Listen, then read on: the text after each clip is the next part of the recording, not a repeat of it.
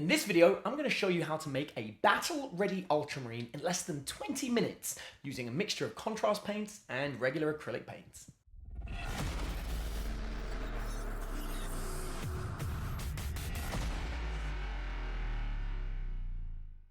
Now, when you're first painting a miniature, the very first thing you're going to want to do is prime the miniature. And I almost always opt for a black initial prime, simply because when you put black on the miniature, you're almost pre-creating the shadows. And that means any time that you miss a part of the model, it'll actually just look like shadow. Now, you can use a Chaos Black spray paint for this, or you can even use a Krylon paint, which is something that we picked up for just $6. You're just going to make sure you get the ultra flat version. Afterwards, we're actually going to use a zenithal highlight using the Grey Seer Contrast Paint Primer. This is specifically designed to be used with contrast paints, and it's a very fine finish that helps the contrast paints go on much better on the model. Now, since the creation of contrast paints, it's made painting miniatures so much faster and easier, especially Space Marines. Games Workshop Citadel colors already have inside the pot the exact colors you'd need for most of the main chapters, you know, your Ultramarines, Black Templars, Space Wolves, and what have you. And so with this model pre-shadowed, and I've got my highlights built in there, all I have to do is cover the entire model in the correct paint. So obviously here I'm making an Ultramarine, so I'm going to use the Ultramarine contrast paints. Now, a lot of people will suggest thinning the paints and using multiple layers. Games Workshop actually designed this paint to go on in one thick coat, and the people that are ending up with problems with streaking and these kind of issues with contrast paints, in my opinion, it's simply because they're not putting the paint on thick enough. So what I use is I use a wet palette to ensure that the paint doesn't dry up too much, although honestly that's not really a problem, and I've had no problem painting directly from the pot. And I'm just making sure to apply the paint thickly and evenly, and you'll see I'm continually adding more paint to this model. I'm pushing it into all the cracks and crevices, and I want to cover the entire model in that thick coat, and I'm being really careful not to spread the paint around too much. With traditional painting, you'll apply a thick amount on the model and then you'll spread it to different areas. With contrast paints, I'm actually trying to continually apply the paint. I was really pleasantly surprised at how well contrast paints work. In a previous career, I used to work as a latex technician and apply rubber onto movie props. And actually, the technique for applying contrast paints, in my experience, is very similar to using that rubber. What happens with rubber is if you over paint it or over brush it, it actually starts to dry from the friction of the brush, and this will leave streaks in the props that you're making. And I found that contrast paints are exactly the same. If you over brush an area, you run the risk of drying it out with the bristles of the brush due to the friction, and then you have areas that are darker and lighter and it doesn't look as good. Whereas if you just apply them in one thick coat first of all, and let gravity do the work, then the model tends to end up looking, at least in my opinion, significantly better. So it really doesn't take too long to go over the entire model.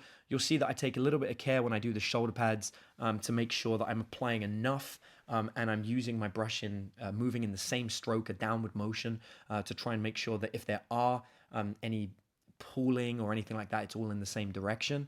But largely, this is very easy to do. It doesn't take too long. And what's cool about it is the dark pre-shadow that we added from the black paint, and the contrast from the primer that we did in the zenithal way, is really creating some beautiful tones here, because the contrast paint will look much darker over the black, but it will look much brighter over the Grey Seer color. And this helps you get your pre-shading in place on the miniature, so the whole thing really starts to pick up some really nice coloring. Now, the contrast paints do take a lot longer to dry than regular paints, and so it works much better if you're doing batches. A single miniature, although it takes really less than 20 minutes to paint, the dry time can make that seem more like 45 minutes or an hour. The contrast paints tend to dry a little bit faster than washes, but significantly longer than paints. So you'll find it's a lot easier to paint these in a batch and to do a whole bunch of them at once. Now, it's really important as you coat this model in the contrast paint that you don't miss any of the areas. I think one of the biggest mistakes I see with new painters is they forget to paint like the cracks or the crevices and these kind of things. So it really is important that you rotate the model and look all the way around it. You'll see that I rotate the model rather than rotate myself around it to make sure that I get the angles right. And also I try not to paint the gun, as obviously I know the gun is going to be a different color. If I paint the gun now, then I'm only going to have to paint it again later in the correct color. So I try to leave the gun unpainted as best I can, although of course I'm going to go over it a little bit as I do the hand, but I don't tend to worry about that too much. And you'll see you can go incredibly quickly as you do this. You can move very fast as I'm like painting this leg here. There's no need to move slow. My goal is to slap as much of the paint on as quickly as possible, so that I can let it dry and get that really cool color that I'm looking for. Now, to finish off painting this model, I'm going to be using a number of different paints, a mixture of contrast paints and the traditional acrylic paints. The first thing I'll do is I'll pick out all the areas where I know that I want to use contrast paints by reapplying the primer in those areas to prep it. So I know that I want to have this gun to have some really cool details on it, and I'm going to use the contrast paints to do that. So I'm just going to use the Grey Sear primer to go back through and touch up all the areas where I've been a little bit sloppy with the contrast paint. To this area, it's just going to enable the next color to go over it without being tainted by the additional color. I also really love the snakebite leather contrast paint. I think it makes a really cool effect on pouches. And, I'm somebody that was guilty of not painting pouches back before contrast paints, or at least just painting one simple color because I felt nobody really cared, especially my battle ready models. So the contrast paints make it really simple to do pouches. What you'll notice here is I don't really need to paint underneath the pouch because once again, that's going to be really, really dark. So I don't have to be as perfect as I want to be underneath. So you can see that I just leave it sort of like a dark blue, and that's going to be absolutely fine because it's so dark that when the contrast snakebite leather goes over it, it will just make it look like a really dark shadow. So that's one really cool way that you can take some shortcuts here. The contrast primers do have a little bit of texture to them. You could water them down and put them on in 2 coats. I find 1 thick coat is absolutely acceptable for these as well, especially as when you're looking at pouches and leather, there's going to be some texture in those. You never see perfect leather that doesn't have some kind of texture to it. So it really is okay if the primer doesn't go on perfectly because you're creating an organic color here. Next, I'm going to add a Retributor Gold to the emblem on the chest and to the other areas where I want to pick out the gold. Now, because contrast paints don't really have any metallics, I like to switch to the standard acrylic metallics, and the Games Workshop metallics are absolutely gorgeous, especially the Retributor Gold. It looks really great on these emblems, and it doesn't take a lot to really have it standing out and looking good. So I'm just being a little bit careful about what I do here. If I do make a mistake and go onto the breast, onto the contrast paint, I'm going to have to add the primer and then reapply the contrast. So here's where I'm using, some real delicate movements here to try and make sure I don't go over the edge. You'll notice that I'm not using a particularly thin brush either. I find that I like a thicker brush that has tighter bristles that give me a lot more of a support when I'm painting colors, and I find that it moves quite quickly. And then I'll use a thinner brush to really fix any areas where I might have made a mistake, like here where I've gone onto the chest just a little bit and ruined some of the blue. Now I'm taking a Mephiston red and I'm going to go onto the edges of the shoulder pads here. This is using a prep for a layering technique. Again, I know that if I used a contrast paint here, I would have to do 2 coats, and so I might as well save time, and rather than using a contrast paint for it, just use a regular acrylic base coat and instead do a layering technique on the shoulder pads that will give my model a little bit of a different look. And to steal the phrase, it'll actually create another element of contrast here. Also, one of the cool things I like about acrylic paints is you can brush them off quickly with your finger. So if you make a mistake and go over the line, especially if you're using a wet palette, which makes them a little bit more watered down, if you go over an edge, if you're quick enough, you can use either a second brush or your thumb as an eraser and take it away and fix it quickly. So here again, I'm just going around the entire edge of the shoulder pad with this Mephiston base coat just to add an alternate color, which I'll then be using a layer paint to pick out some of the details on it and have it standing out, so it adds a little bit more vibrancy or contrast to the model. After that, I'm laying down the contrast Blood Angels Red all over the gun. I'm an old school GW player. I've been playing for coming up to 30 years now, and I remember the Games Workshop red phase, and so I can't help but make my bolt guns bright red. It kind of stuck with me since back then. And I find that the Contrast Blood Angels red looks really good on the bolt guns. As you can see underneath the gun, it's still got that dark kind of shading from where I sprayed the black primer earlier. There's a little bit of the gray sear coming through, so it's a little bit brighter, but you can see it makes a really nice dark, rich red underneath. I'm just being careful to not go over those purity seals so that I can finish those off later on.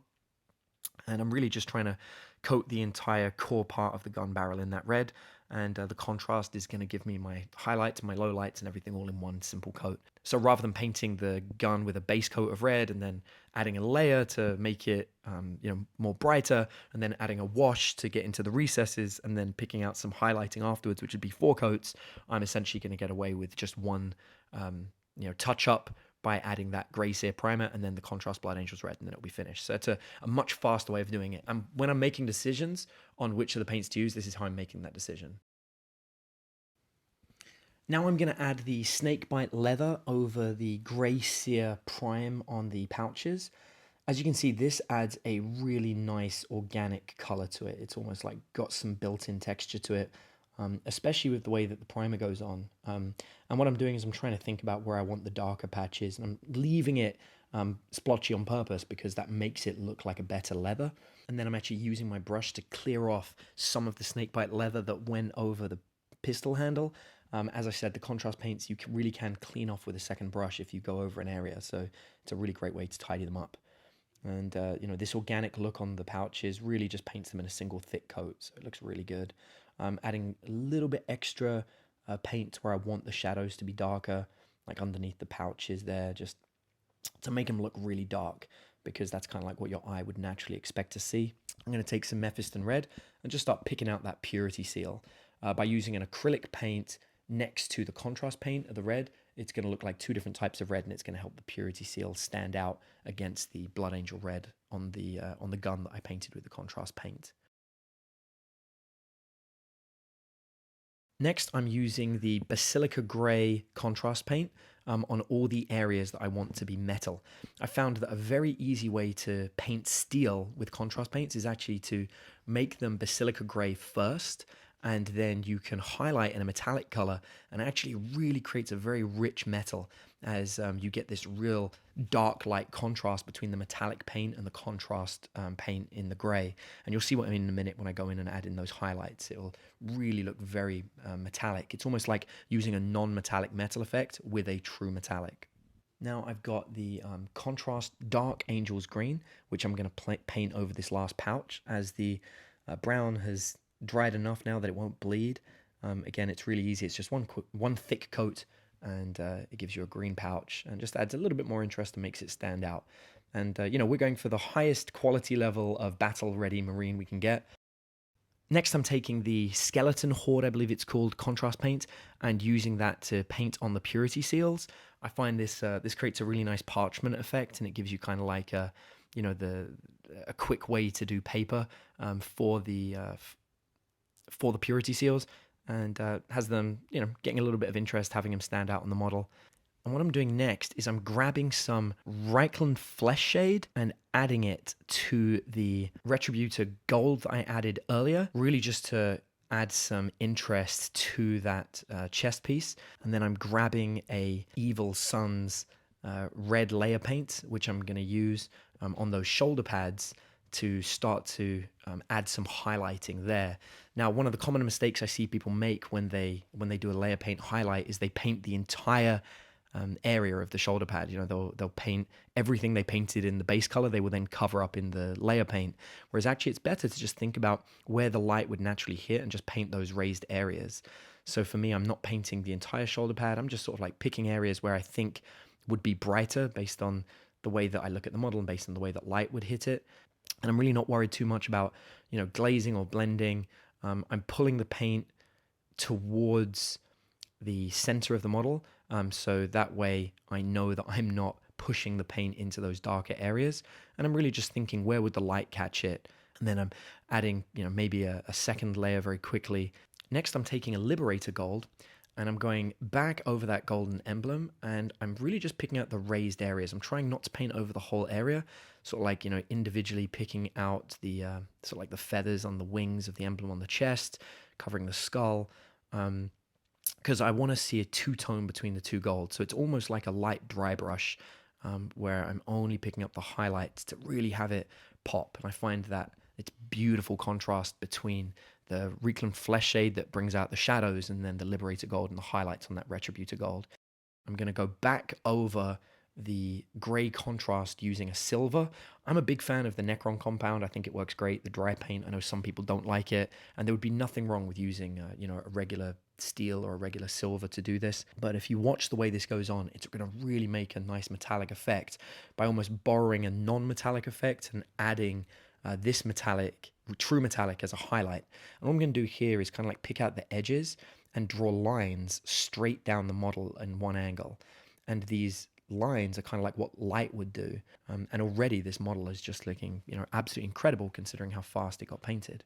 And now this model would be absolutely perfect to use as a battle-ready model. If you wanted to, take this model out, put it on the battlefield and play with it, there would be no problem with that whatsoever.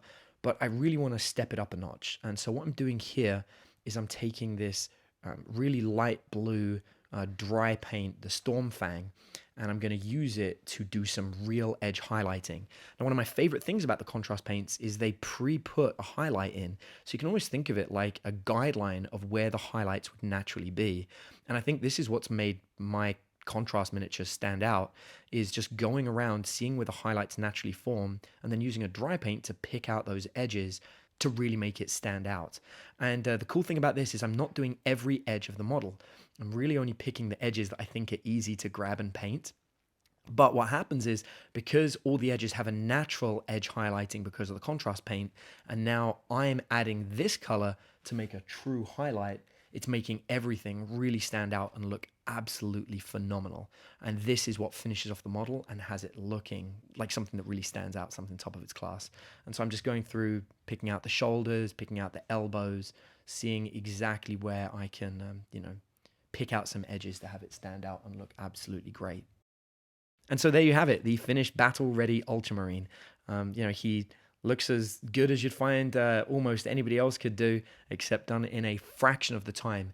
And using this same technique, I was able to paint Space Wolves, Dark Angels, and a whole bunch of other Space Marines in less than 20 minutes per model.